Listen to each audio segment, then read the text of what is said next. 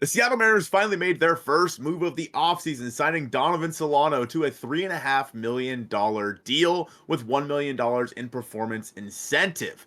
But what is Donovan Solano going to mean for the Mariners in 2025? Is he going to be the right-handed platoon at first base with Luke Raley? Is he going to see time at second base and third base? And why did the Mariners decide to make this move instead of some of the other moves that have been rumored this offseason? Now, Joe, obviously you have already done a bit of a live stream about Solano, and he's a guy that you've wanted for a long time. So before we get into all of that, can you just kind of explain to me who Donovan Solano is as a player and kind of what he brings with the bat?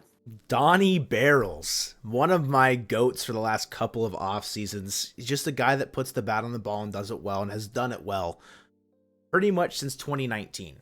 Started his career off not on the best foot offensively. Took a couple years away, came back in 2019 with the Giants, had a great 3-year stretch with them, and has kind of bounced around since leaving the Giants. But he's been a perennial 280 hitter with a guy that he's going to put up a 110 OPS or WRC plus pretty much every single season. He doesn't strike out a lot. He doesn't have a ton of pop, but you don't need him to have a ton of pop. He's kind of like a singles hitter, kind of like a little slap hitter kind of guy, but has some doubles gap potential in there a little bit. You mentioned the platoon partner with Luke Raley at first base. That's where he saw the bulk of his time with Minnesota in 2023, where he had his biggest year of his career, getting the most games played, most plate appearances, etc. Right? Definitely his 2023 season with Minnesota is the one that you can look back on and be like, okay, if you get him for like a full 162 healthy and he's producing, that's what it can kind of look like. And it's, I think, like what, a 112, something like that, OPS plus? I don't 110 have 110. in 2023, yeah. Yeah. So yeah, he's a productive hitter, similar to the Justin Turner vibe of a veteran presence because he's 37 and he just makes contact with the baseball. Like, doesn't strike out a lot. He doesn't walk a ton either, but it's not like this negligent number where like Luis Ariz where he walks 3% of the time. Like Donovan Solano is going to walk about 6 to 7% of the time. And he's versatile in the infield. It's not great defense, but like you said, he can play first, he can play second, he can play third. Right now, Fangraphs Roster Resource has him slotted at third base, the everyday third baseman, batting 8th. I honestly think he can move up in the lineup a little bit, but I also don't think necessarily he needs to be the everyday third baseman.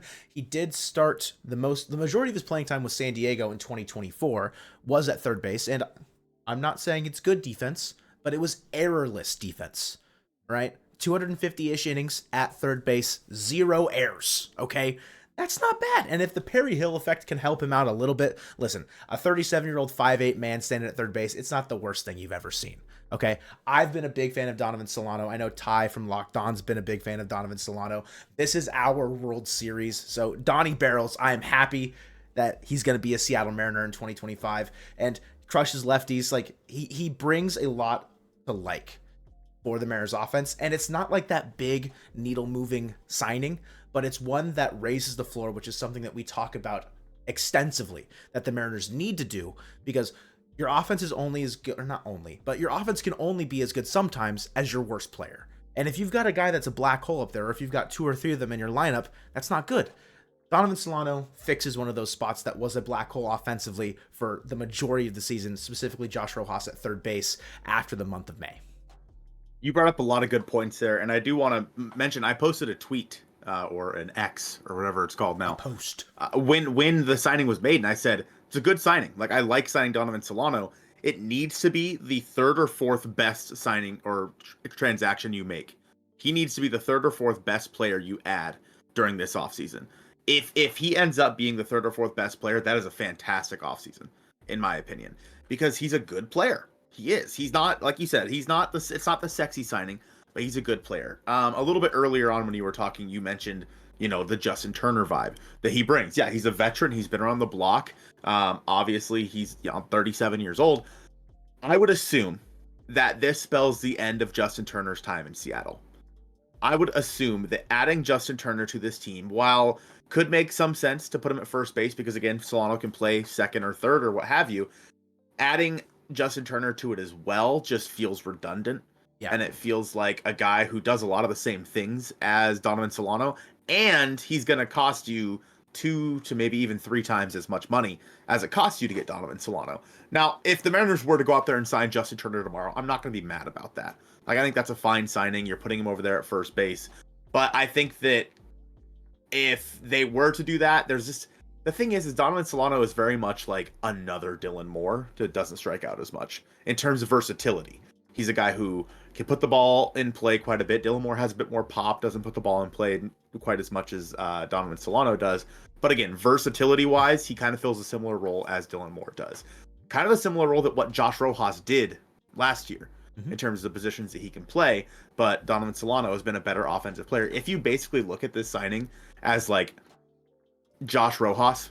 Yeah, I mean, it's exactly Josh Rojas. Rojas signed for 1 year, $3.5 million with the Chicago White Sox. Right. What you're getting in Donovan Solano is a much more proven and consistent bat that the Mariners so desperately need in their lineup, because a 220 hitter with a less than 90 OPS plus, Josh Rojas was in 2024, put up more wins based around his defense, because he was stellar defensively, and his better base running. Same thing with Dylan Moore, right? Dylan Moore and Josh Rojas are probably going to accumulate more WAR for the 2025 season than Donovan Solano will, strictly on the fact that they play better defense and they can run the bases. Dylan Moore, obviously more speed than Josh Rojas, but you look at what they can do offensively, and you're probably going to get more offensive production out of Donovan Solano than you would either of Dylan Moore or Josh Rojas.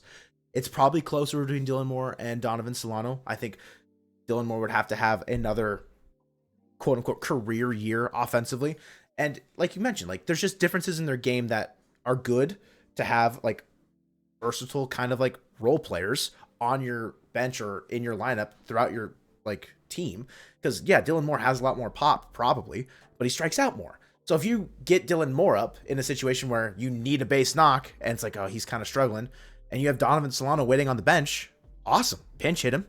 He'll probably get a base knock for you in that situation and put the ball in play, whereas Dylan Moore, he might have struck out in that situation. 30% strikeout rate, baby. Yeah, so there's big differences and key things to kind of like take into account of why Donovan Solano was targeted. And I think it does go back to a lot of like the similarities to Justin Turner, and also the price point being, like you mentioned, significantly less than what Turner's likely going to cost. Yes, Turner's been there, done that a lot longer than Donovan Solano. Do I think that you can get probably about the same level of production out of Donovan Solano as you could Justin Turner? Yes. Solano's a couple years younger. He's also been pretty consistent with the bat, almost as consistent as Turner has been. It's just, you know that Turner, if he starts peaking, it's going to be better. But he's 40. Solano still has maybe a little bit more juice left in the tank. So, listen, Donnie Barrels, I'm pumped. I'm planting my flag right now. I don't care. You talked a little bit about his splits and what he does with the bat in his hands. In 2024, he was a little bit better versus left-handed pitching. He hit 302 with a 373 OBP compared to 277 with a 325 OBP versus right-handed pitching. But at the same time, he's a guy that doesn't necessarily need a platoon. Like, if you need to get a guy in there that's going to just keep the line moving, I mean, Solano's a great guy for that. So saying that he is like, you know, maybe the right-handed platoon for Luke Raley might not necessarily be the kind of move the Mariners were thinking when they made this trade or this signing. I think that Tyler Locklear can still be that guy. What Donovan Solano does is he adds a safety net to this team, one that I think they desperately needed, one where it's just a guy that you know you can rely on day in and day out, and one that adds a little bit more consistency to a team that was so inconsistent in 2024. With that being said, Joe, what do you think a day-to-day look with Donovan Solano is? Do you think he is the starting third baseman when on opening day, or do you think that he's more of a guy who will get 3 to 4 starts a week, maybe, you know, get a start at second to give a guy a day off, get a start at third, etc.? Do you think that's more the move with him? If the season started tomorrow, he's starting third base, in my opinion. I think over the full 162, he will see every at-bat against left-handed pitching at first base, assuming the roster stays relatively similar. They don't add like this big bopper at first base or someone that could supplant that role from him. And he will start 2 times at third base a week and 2 times at